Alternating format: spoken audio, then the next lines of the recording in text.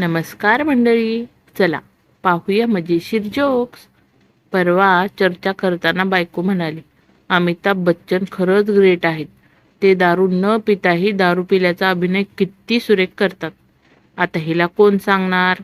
दारू न पिता दारू पिल्याचा अभिनय करण्यापेक्षा दारू पिऊन न पिल्याचा अभिनय करणे किती अवघड असते ते.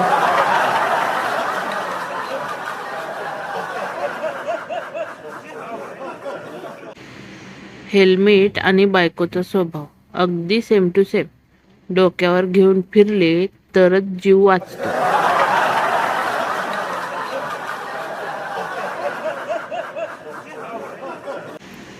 मंडळी, तुम्ही जर चॅनलवर नवीन असाल तर व्हिडिओला नक्की लाईक करा, शेअर करा आणि सबस्क्राईब करायला तर विसरूच नका.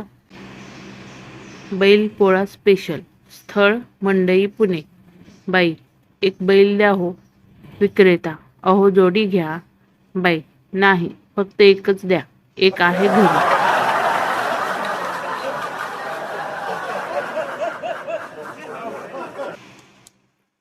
आजोबा रस्त्याने चालत जाताना आकाशाकडे पाहत चाललेले असतात.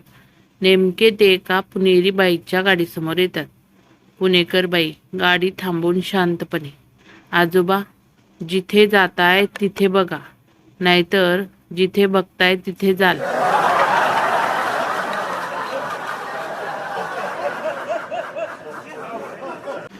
एकदा देव माणसाला विचारतो, आता तू म्हातारा झाला आहेस आणि तुझ्या नशिबात एक आजार आहे.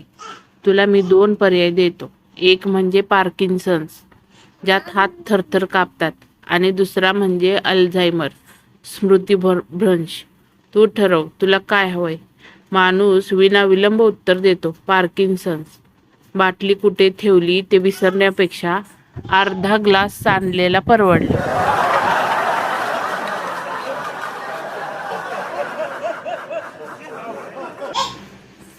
सिंधुदुर्ग.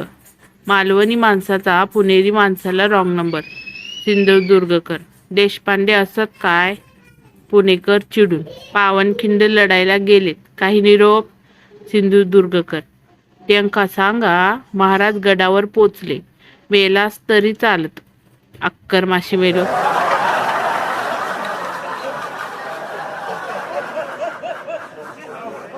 माणूस हा विचित्र प्राणी आहे.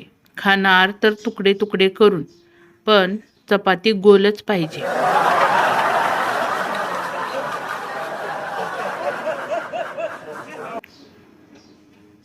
झंप्या रात्री गाढ झोपेत असताना सांताक्लॉजने त्याला उठवून विचारले, काय विष आहे तुझी?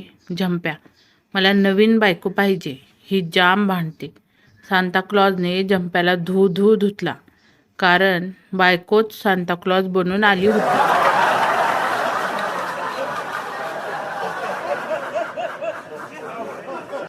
शहरातील माणूस भाजी घेत असतो. शहरातील माणूस, काय रे, हल्ली तुझ्या भाज्यांना चवच नसते रे. भाजीपाला, अहो काय करू साहेब, हा गंधारी मुक्त गाव झालं तेव्हापासून चवच गेली भाज्यांची.